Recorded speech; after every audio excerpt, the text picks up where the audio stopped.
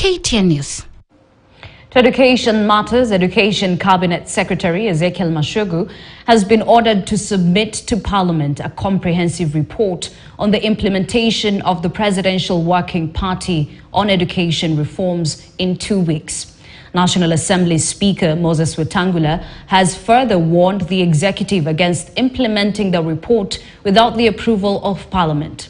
Wetangula's ruling followed concerns raised by a Muhaya Member of Parliament, Omboko Milemba, that some of the recommendations were against the Constitution.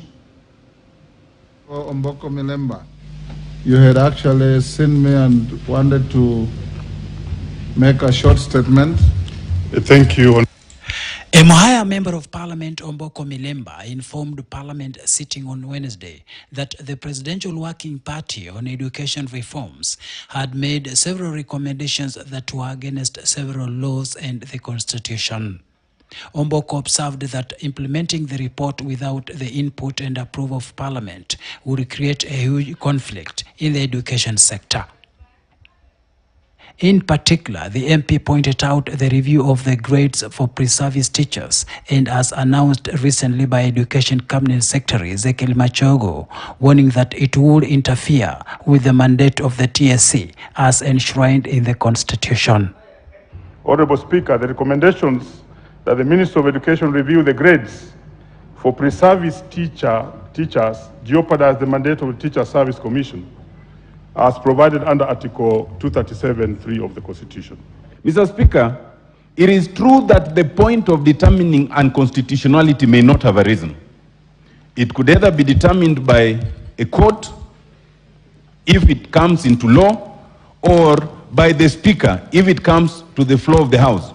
But the problem here is that there's a clear effort to circumvent that provision. While responding to the issues raised, the leader of Majority Kimani Ichung'wah undertook to work with the Education Cabinet Secretary to ensure that the report goes through the requisite channels. I will pick it up with the Minister for Education to ensure that no recommendation from the Working Party that touches on statute or on the Constitution that is implemented without requisite changes to the laws. And although the MPs wanted the Speaker to stop the implementation of the report, the Speaker ordered that a comprehensive statement on the matter be submitted to the House in 2 weeks.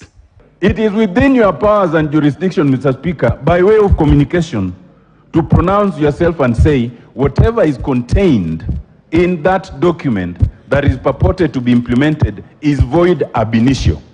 And if anyone wants to remedy it, they know how to restart it. Tuesday, a week today, not next Tuesday, the other Tuesday.